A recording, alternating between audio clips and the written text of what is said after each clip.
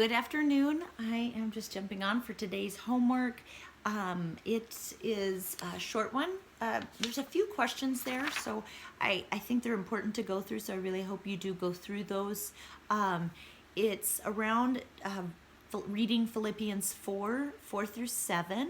And what Joe Saxton says here is that he gives us a lot of wisdom in this section, but there's something really profound that if we're not careful, we might miss. And different translations say it differently. So, like, for example, so what she's trying to draw out is that the Lord is near. And it's like this little tucked in spot. If you remember, yesterday we read, it says in verse 4, rejoice in the Lord always. Again, I say rejoice. But then verse 5 says, let your reasonableness or gentleness be known to everyone. And then there's a period, and then it starts the new sentence, and it says, the Lord is at hand. And what that means is the Lord is near. He's at hand. He's right there by you. He's literally so near that he's at hand. So a hand's reach to him, that he's that near. And that's where we kind of pause for today's homework, is that he's near. And what kind of implications does that have on your life? And she goes through the questions throughout the day and says, how does that apply? What implications does it have? In a literal sense, how is he near? In a spiritual sense, the idea that he's so close that even the person that you feel most close to, whoever it is, a best friend that's been your best friend for 20 years, a sibling, a parent, a husband, just anyone, even maybe your children, whoever it is, whoever that closest person is, even they are not so close that they can know the innermost parts of who you are without you choosing to tell them. That you don't have to update and explain all the details there. God is right there in the intimate details at all times. So just thinking through what implications that has on your day-to-day life. She talks through how does that affect your external actions, like what does it mean to know that he's so near that can affect how we interact with other people. It could also affect what we need from other people, because having such needs met through him can free up some of our needs that we might have on our closest loved ones.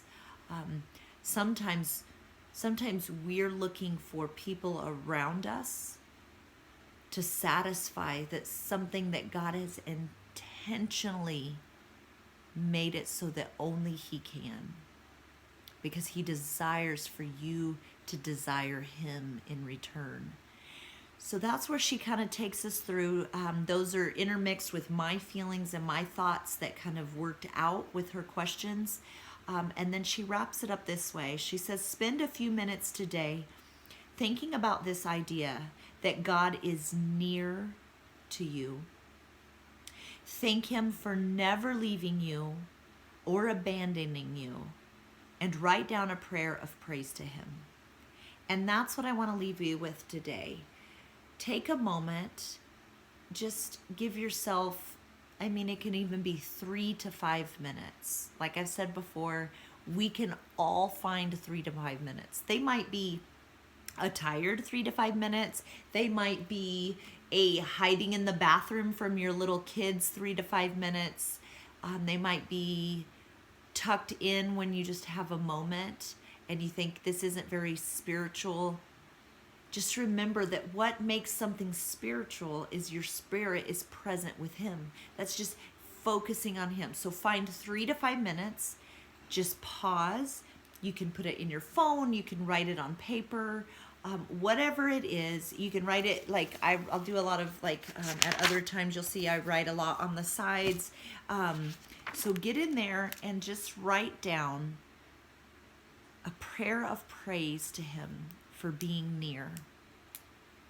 And then this is extra if you want. Get on YouTube or wherever you listen to your music and look up the song "Be Near" by Shane and Shane. It's an older song, but there's a line in there that always has gotten me. And it says, "Your nearness is to me my good." And just take a moment and let that song play. Maybe you could let that song play as you write down to him your gratefulness and your praise to him for being near. So just be near to him as he is to you and acknowledge his nearness. He's always with us. We are never alone. We're never left to figure it out ourselves. He's a very present help in time of need. But he's also there just for the joy of being with you. He is there. Let's notice that he is there. And I just want to bless you with that today. And I pray that you're having a good day. And I pray that if you're not, you're looking for him. If you are, you're looking for him.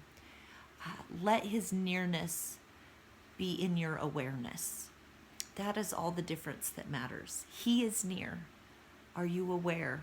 And if you're not, it just takes a moment to say, God, I choose to be aware that you are here. So I pray that gets deep inside of all of us. Bless you, my sister. I love you. I hope you're having a great day, and I will see you tomorrow. Bye-bye.